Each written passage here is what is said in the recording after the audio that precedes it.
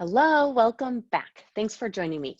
Today we are going to talk about artificial sweeteners. Why? Because I think the science is confusing about these. We know that as our country's BMI, average BMI, has been climbing up over the past several decades, we have also simultaneously seen an increase in ultra processed ingredients, and that includes artificial sweeteners. Now, that doesn't prove causation, but that correlation is interesting. And I think it behooves us to look at the science. So let's do that. First of all, you should know that there is some science out there that says artificial sweeteners are okay. I am not completely discounting that science. There might be something to some of it. But please note that a lot of the science in support of artificial sweeteners has been funded by the big beverage, big food industry, similar to what the tobacco industry did back in the day to kind of hide what they knew to be true about tobacco. So let's say maybe there is a place for artificial sweeteners, but let's talk today about why maybe we should avoid them. So I have my top 5 reasons why I avoid artificial sweeteners, and I'm going to share those with you. This is a lot of science, so buckle up. You can do it.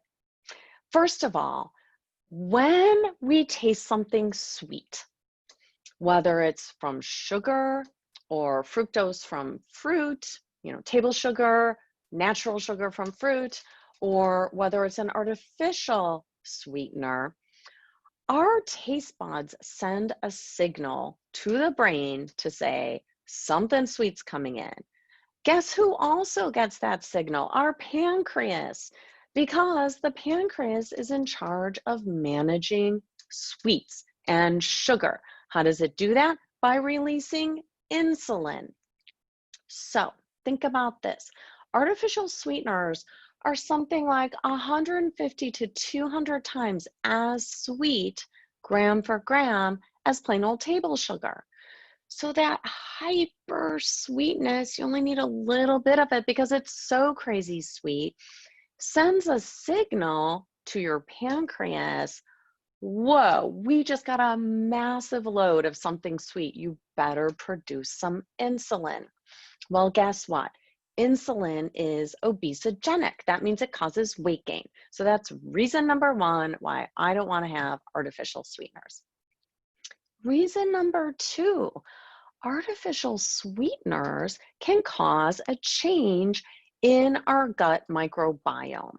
So first, what is the gut microbiome?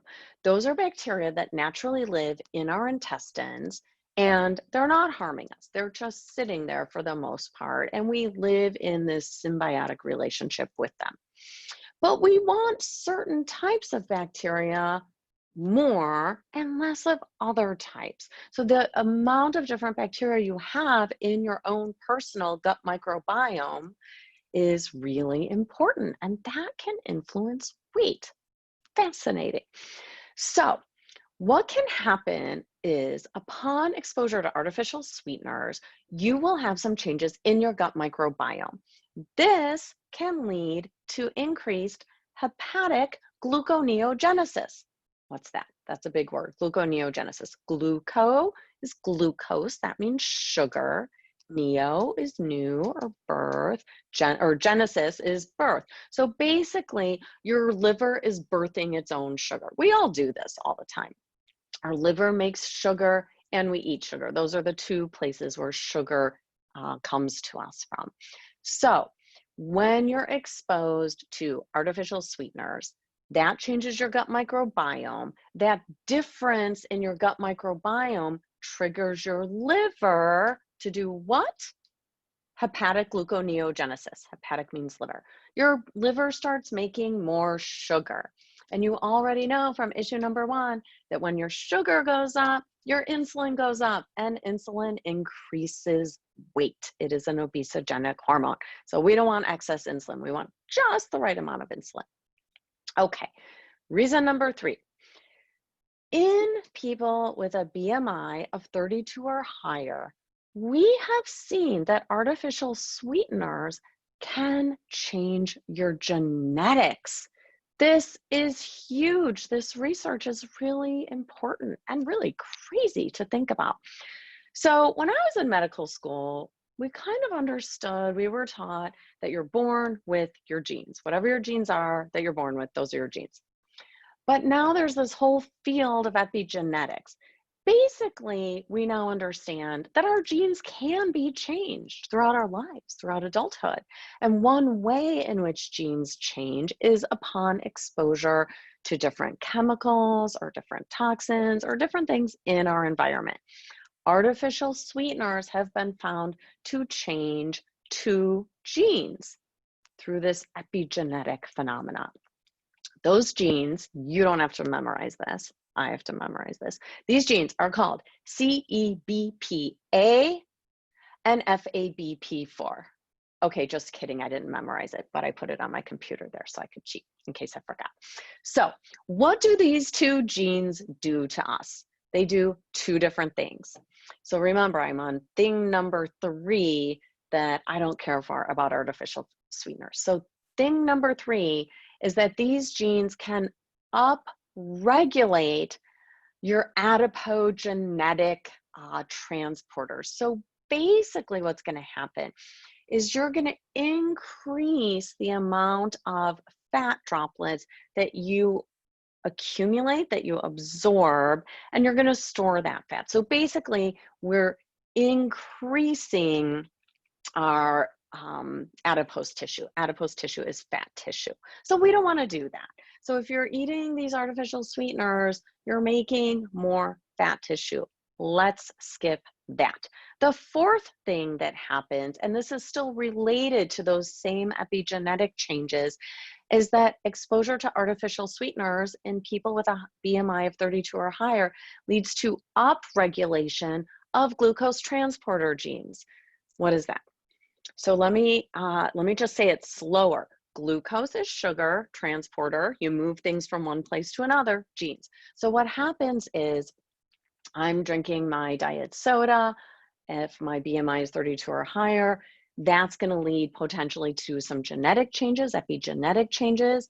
I'm going to start having more of these glucose transporter genes. So now if I eat a cupcake, and you haven't been exposed to artificial sweeteners, you and I each eat a cupcake, I might, because of that upregulation, take in more of that sugar and that from that cupcake, and that's going to cause weight gain. Also, the spike in insulin that we talked about in issue number 1. Okay, let's do the 5th reason to avoid artificial sweeteners. And this one is kind of fast and simple. They just increase your craving for sweet things later in the day, much like sugar does. But because artificial sweeteners are 150 to 200 times sweeter than plain old table sugar, you're really ramping up that craving for something sweet. So don't do that to yourself. I would just skip artificial sweeteners. That's it for today. Thanks for listening. And if you'd like some help on your weight loss journey, please check out the oldsonmedical.com website and look at our new Weight Loss Academy, where I'm going to do a lot more teaching about science. I hope you'll join us. Thanks.